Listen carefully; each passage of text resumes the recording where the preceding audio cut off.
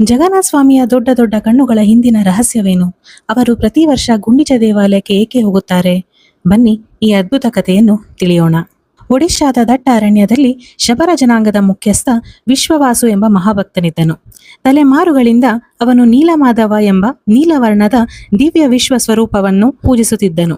ಮಾಲವ ದೇಶದ ರಾಜ ಇಂದ್ರದ್ಯುಮ್ನನಿಗೆ ಪದೇ ಪದೇ ಒಂದು ವಿಚಿತ್ರ ಕನಸು ಬೀಳುತ್ತಿತ್ತು. ದೊಡ್ಡ ದೊಡ್ಡ ಕಣ್ಣುಗಳಿದ್ದ ದಿವ್ಯ ರೂಪವು ಅವನನ್ನು ಹೆಸರಿಟ್ಟು ಕರೆಯುತ್ತಿತ್ತು.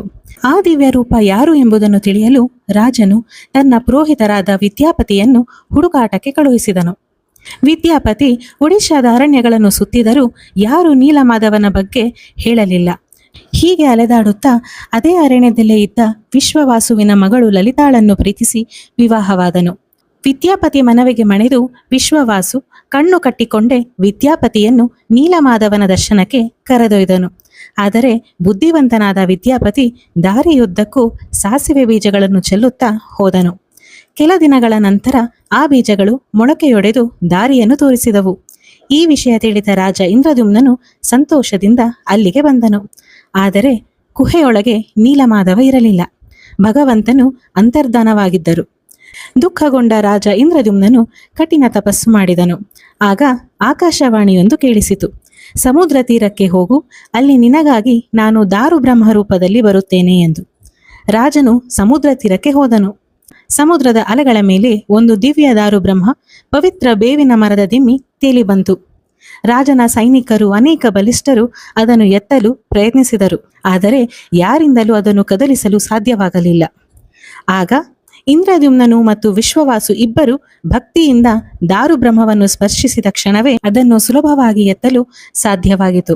ನಂತರ ಒಬ್ಬ ವೃದ್ಧ ಶಿಲ್ಪಿ ರಾಜನ ಬಳಿಗೆ ಬಂದನು. ನಾನು ಈ ದಾರು ಬ್ರಹ್ಮದಿಂದ ವಿಗ್ರಹಗಳನ್ನು ನಿರ್ಮಿಸುತ್ತೇನೆ, ಆದರೆ 21 ದಿನಗಳವರೆಗೂ ಯಾರು ಬಾಗಿಲು ತೆಗೆಯಬಾರದು ಎಂದು ಹೇಳಿದರು. ಆ ವೃದ್ಧ ಶಿಲ್ಪಿಯೇ ಸಾಕ್ಷಾತ್ ವಿಶ್ವಕರ್ಮ. 18 ದಿನಗಳವರೆಗೆ ಒಳಗಿನಿಂದ ಮರ ಕೆತ್ತುವ ಶಬ್ದ ಕೇಳಿಸುತ್ತಿತ್ತು. ನಂತರ ಯಾವುದೇ ಶಬ್ದ ಕೇಳಿಸಲಿಲ್ಲ. ರಾಜ ಇಂದ್ರದ್ಯುಮ್ನನ ಪತಿ ಗುಂಡಿಚ ರಾಣಿ ಆತಂಕಗೊಂಡರು. ಆ ವೃದ್ಧರಿಗೆ ಏನಾದರೂ ಆಗಿರಬಹುದೇ ಎಂದು ಬಾಗಿಲು ತೆರೆಯುವಂತೆ ಒತ್ತಾಯಿಸಿದರು. ಬಾಗಿಲು ತೆರೆದ ತಕ್ಷಣವೇ ವಿಶ್ವಕರ್ಮರು ಅಂತರ್ಧಾನವಾದರು. ಒಳಗೆ 3 ವಿಗ್ರಹಗಳು ಮಾತ್ರ ಇದ್ದವು. ಕೈಗಳಿರಲಿಲ್ಲ, ಕಾಲುಗಳಿರಲಿಲ್ಲ. ಆದರೆ ಜಗತ್ತನ್ನೇ ಸೆಳೆಯುವ ದಿವ್ಯ ದೊಡ್ಡ ಕಣ್ಣುಗಳು ಮಾತ್ರ ಕಂಗೊಳಿಸುತ್ತಿದ್ದವು. ರಾಜನು ತುಂಬಾ ದುಃಖಪಟ್ಟನು. ಆಗ ಶ್ರೀ ಜಗನ್ನಾಥರು ದರ್ಶನ ನೀಡಿ, ಇದೇ ನನ್ನ ಇಚ್ಛೆ, ಈ ಅಪೂರ್ಣ ರೂಪದಲ್ಲಿಯೇ ನಾನು ಯುಗ ಯುಗಾಂತರಗಳವರೆಗೂ ಜಗನ್ನಾಥನಾಗಿ ಪೂಜಿಸಲ್ಪಡುವೆನು. ಈ ಪೂರಿ ಕ್ಷೇತ್ರವು ಜಗತ್ತಿನ 4 ಧಾಮಗಳಲ್ಲಿ ಒಂದಾಗಿ ಪ್ರಸಿದ್ಧಿಯಾಗುವುದು ಎಂದು ಆಶೀರ್ವದಿಸಿದರು. ರಾಜ ಇಂದ್ರದ್ಯುಮ್ನನು ಮತ್ತೊಂದು ವರವನ್ನು ಕೇಳಿದನು. ಪ್ರಭು, ನನಗೆ ವಂಶಸ್ಥರು ಇರಬಾರದು. ನನ್ನ ನಂತರ ಯಾರು ಈ ದೇವಾಲಯದ ಮೇಲೆ ತಮ್ಮ ಹಕ್ಕನ್ನು ಹೇಳಬಾರದು.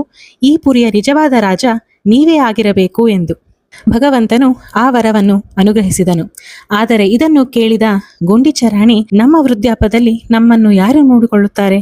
ಯಾರನ್ನು ನಮ್ಮ ಮಕ್ಕಳಂತೆ ಮುದ್ದಾಡಬೇಕು ಎಂದು ದುಃಖಗೊಂಡಾಗ ಶ್ರೀ ಜಗನ್ನಾಥರು, ಅಮ್ಮ, ದುಃಖ ಪಡಬೇಡ.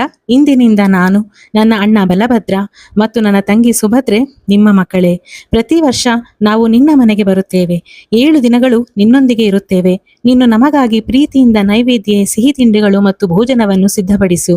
ನಿನ್ನ ಮಾತೃ ಸ್ನೇಹವನ್ನು ನಾವು ಸ್ವೀಕರಿಸುತ್ತೇವೆ.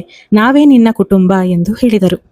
ಆ ದಿವ್ಯ ವಚನದ ಸ್ಮರಣಾರ್ಥವಾಗಿ ಆಷಾಢ ಶುಕ್ಲ ದ್ವಿತೀಯೆಯಂದು ಜಗನ್ನಾಥ, ಬಲಭದ್ರ ಮತ್ತು ಸುಭದ್ರೆಯವರು ರಥಗಳಲ್ಲಿ ಗುಂಡಿಚ ದೇವಾಲಯಕ್ಕೆ ತೆರಳಿ 7 ದಿನಗಳು ಅಲ್ಲೇ ವಾಸ್ತವ್ಯ ಮಾಡುತ್ತಾರೆ. ಇದೇ ಭಕ್ತಿ, ಪ್ರೀತಿ ಮತ್ತು ಸಮಾನತೆಯ ದಿವ್ಯ ಸಂದೇಶವನ್ನು ಸಾರುವ ಶ್ರೀ ಜಗನ್ನಾಥ ಸ್ವಾಮಿಯ ಮಹಿಮೆ. ಮಹಾಲಕ್ಷ್ಮೀ ದೇವಿಯ ಹೃದಯ ಸ್ಪರ್ಶಿ ಲೀಲೆ ಇನ್ನೂ ಬಾಕಿ ಇದೆ. ಅದನ್ನು ತಿಳಿಯಲು ನಮ್ಮನ್ನು ಫಾಲೋ ಮಾಡಿ ಮತ್ತು ಭಾಗ 2ಕ್ಕಾಗಿ ವೇಟ್ ಮಾಡಿ.